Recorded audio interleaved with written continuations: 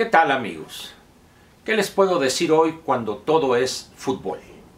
Sin embargo, con ese afán de aguafiestas que me guía, quiero decirles dos o tres cosas, o un comentario con varias cosas, para que combinado con el ambiente futbolístico, en el average, en el promedio, quede algo más o menos sensato.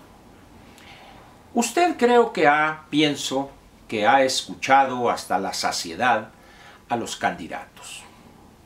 Algunos ya no están entre nosotros, vamos a ponerlo de esa manera, pero de los 4 que quedan, 2 realmente son los que tienen alguna posibilidad. Estos 2, también los otros 2, pero estos 2, Anaya y López, López y Anaya, si bien puede uno entender la razón de por qué hacen esas declaraciones, no es, pienso yo, ético continuar con ellas, dados los acontecimientos que se han registrado en los últimos días, no solo en México, sino en el mundo. Ambos, junto con los otros 2 y los que ya se fueron, han prometido el oro y el moro. Han planteado beneficios diversos, han comprometido, diríamos, a que van a apoyar a estos, a los otros y a los otros y a los otros, sin tomar en cuenta algo tan elemental como es la disposición real y efectiva de recursos para sufragar de manera sana todas esas promesas y algo que, si bien no lo es, pero llamémoslo así, compromisos.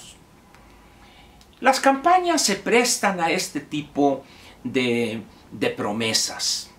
Sin embargo, yo creo que no estaría tan mal hacerlo en un país cuya economía va en ascenso, después de haber mantenido tasas de crecimiento altas, elevadas en los últimos o en los previos 4, 5 o 6 años. En esas condiciones, uno entiende que los candidatos se quieran beneficiar de eso y prometer más. Sin embargo, en un país como México, que tiene más de 20 años con tasas mediocres de crecimiento, y ante lo que vemos de la salud de sus finanzas públicas, me parece, por decirlo menos, una conducta irresponsable de todos.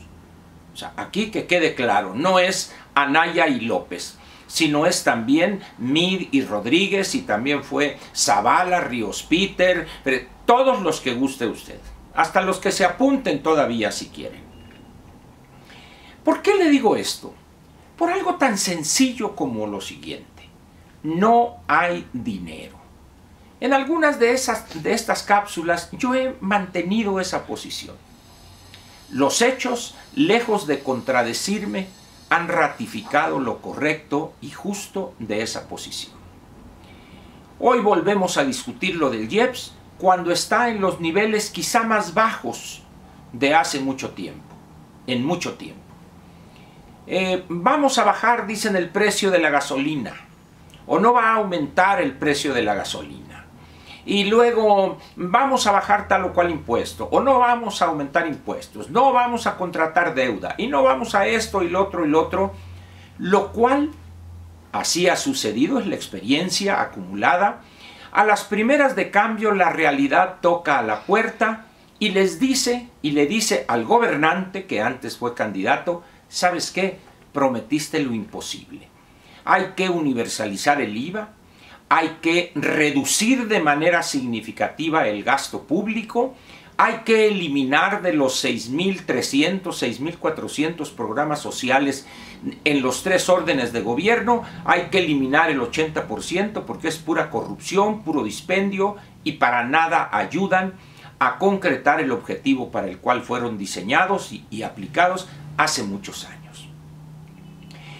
A esta situación, que no es nueva para nosotros los mexicanos, debe agregarse la incertidumbre y la volatilidad que reina hoy prácticamente en todos los países.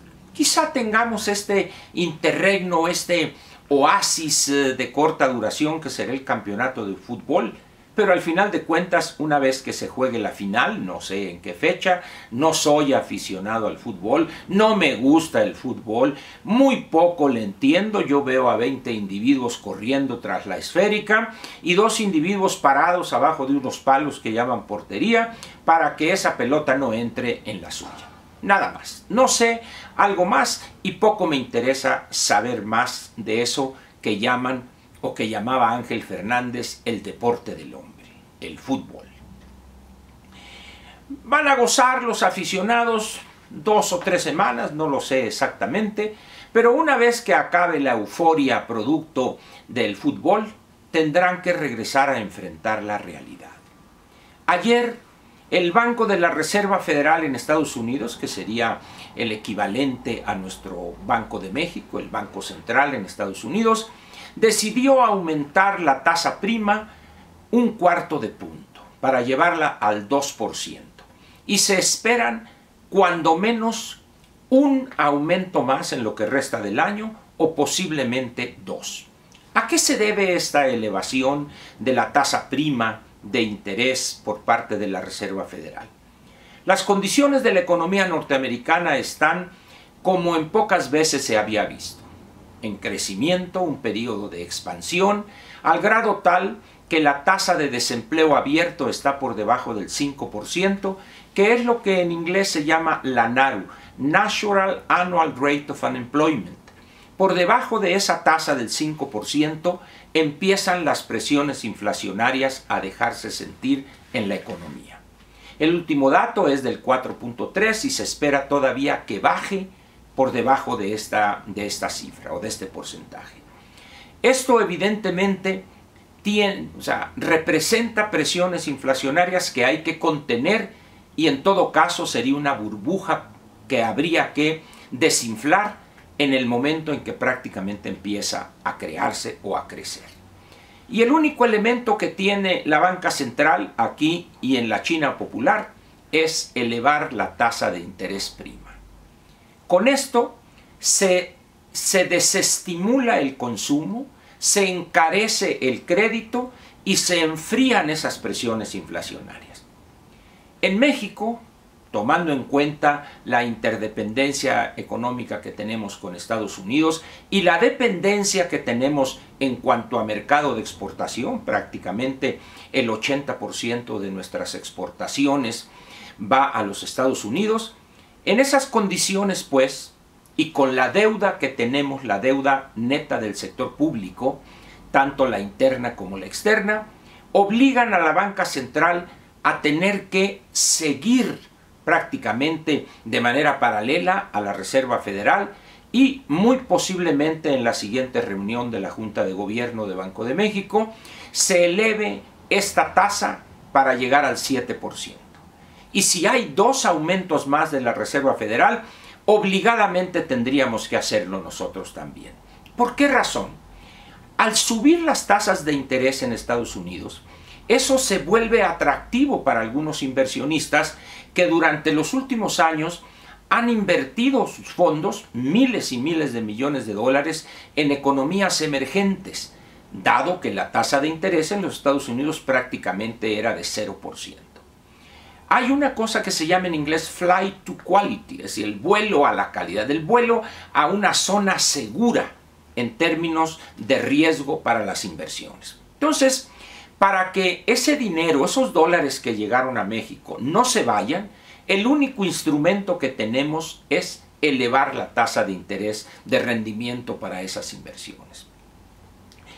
Por otra parte, dice, bueno, ¿y por qué se lo llevan? Pues vea usted a su alrededor y verá inseguridad, asesinatos, descuartizados, pleito entre los candidatos a la presidencia que no se ponen de acuerdo en algo tan elemental como la escasez de recursos para todo lo que prometen, etcétera, etcétera. Agréguele a eso el factor incertidumbre que genera López y sus descabelladas locuras y ocurrencias en materia económica. Dejemos de lado las otras ocurrencias y locuras, pero las que importa señalar aquí son las locuras y ocurrencias económicas. Y luego dice algo él y luego sale Gerardo Esquivel a contradecirlo y luego por allá Paco Ignacio Taibo desautoriza a Romo y Romo al otro. Tal que es una capirotada ahí lo que hay. Eso genera desconfianza para los inversionistas. Muy bien. En esas condiciones, pues, México debe enfrentar eso con prudencia, con mesura, con firmeza, pero también con mucha inteligencia. Cosa que parece a López faltarle. En esas condiciones, ¿cómo prometen tanto a sabiendas de que nada o muy poco podrían cumplir? Pues a la irresponsabilidad política típica de un país como el nuestro, donde hay un elector que babea ante las promesas, le gusta, se guían por aquel viejo bolero que hizo éxito el pirulí del Chamaco Domínguez. Miénteme, miénteme más que me hace tu maldad feliz. Voy viviendo ya de tus mentiras, a falta de empleo, a falta de un buen ingreso, pues a vivir de las mentiras. Pero eso cobra, eso no es inocuo, no es algo que ahí nomás pasa y se olvida, no. Los inversionistas, aquellos que cuidan su dinero, que están arriesgando su patrimonio o arriesgando el patrimonio de otros al ser gerentes de fondos de inversiones, inmediatamente se asustan y van y vuelan a la calidad. Flight to quality. Se lo llevan a un lugar, a un reducto o a un refugio, donde si bien la tasa de rendimiento es menor, pero el riesgo prácticamente es cero. En esas condiciones, pues, ¿qué pensar de lo que podríamos obtener mañana o pasado con el que gane las elecciones? Primeramente, el que gane tendrá que admitir que todo lo que prometió, o casi todo, no lo puede concretar porque no hay recursos. ¿Y qué va a pasar con los adversarios que le van a estar echando en cara el que mintió? Piense usted en que López es el vencedor. O es Mid o es Anaya. Vamos a poner esos tres para no eliminarlo a Mid y que se enojen sus seguidores. ¿Qué va a pasar con los otros dos? ¿Le perdonarán no cumplir eso a sabiendas de que no hay recursos? Por supuesto que no. Pero si gana Anaya, los otros dos harán lo mismo. Y si gana López, harán lo mismo. Es decir, todos hoy saben que no habrá recursos. Y sin embargo siguen prometiendo. Usted como elector juzgará si esa conducta debe ser condonada o aprobada dándole su voto. Esa es una decisión soberana de usted. Sin embargo, por más soberana que esa decisión, yo quiero comentarle esto que le he dicho. Y repito, no habrá recursos, créanmelo. Hay una serie de compromisos irreductibles y un gasto comprometido que es prácticamente el 90, 91, 92% de todo el presupuesto de egresos de la Federación. Y los compromisos que no pueden eludirse, como es el costo financiero de la deuda y las aportaciones a pensiones, esas no pueden borrarse de un plumazo o de un manotazo. Por el contrario, con los aumentos a la tasa de interés que le planteé al principio, el costo financiero de la deuda externa va a elevarse. Pero también la elevación de las tasas internas va a elevar la deuda interna del sector público. Todo eso va a significar un porcentaje mayor del presupuesto que ya no podrá ser destinado a programas sociales o a beneficios que se dice son sociales cuando en realidad no lo son. En esas condiciones, pues, agreguémosle la carga pensionaria, que está creciendo anualmente en términos nominales, es decir, en pesos corrientes, del 12 al 14%. ¿Se imagina usted la carga que va a representar eso dentro de 2 o 3 años? ¿E imagina usted el ridículo de quien esté gobernando que dijo, no elevaré los impuestos, no subiré esto, no pediré deuda? Entonces, ¿qué va a hacer? ¿Se va a paralizar el gobierno? Evidentemente no. Habrá que reducir de una manera drástica los gastos. Habrá que tomar medidas durísimas, impopulares también, en Petróleos Mexicanos, en Comisión Federal de Electricidad, en el Seguro Social, lucha en contra de la informalidad, universalizar el IVA, elevar algunos impuestos, crear otros en el orden estatal, etcétera, etcétera. ¿Por qué? Porque no hay otra salida. Por eso me molesta y preocupa a la vez que haya tanta irresponsabilidad en los planteamientos que hacen los dos candidatos que tienen posibilidades de ganar, Anaya y López, López y Anaya. Y me preocupan más porque ambos saben, Anaya lo sabe perfectamente, y López si no lo sabe, pero tiene ahí asesores que no se atreven a decirle la verdad, que no se atreven a decirle, oiga, compañero López, ya no mienta tanto, nos estamos metiendo en un problema. Y no lo hacen por serviles e indignos, y el otro le vale, porque dice yo lo que quiero es ganar. Y una vez que gané, pues ahí se hacen bolas, ahí les dejaría yo el gallo muerto para que lo acaben de pelar. Eso es, además de irresponsable, es una cuestión perversa y dañina para la estabilidad económica y política del país. En esas condiciones, está en sus manos al menos paliar los efectos negativos de esa política. ¿Cómo? No dándole su voto a López y dándoselo a Anaya, pero exigiéndole realismo, objetividad. En otras condiciones, pues, o en otra situación, podríamos decir, denles mucho, todo vamos a dar, órale, como en la época de López Portillo, administrar la abundancia. Eso ya se acabó, eso ya está en el antepasado, el cual ya no regresará.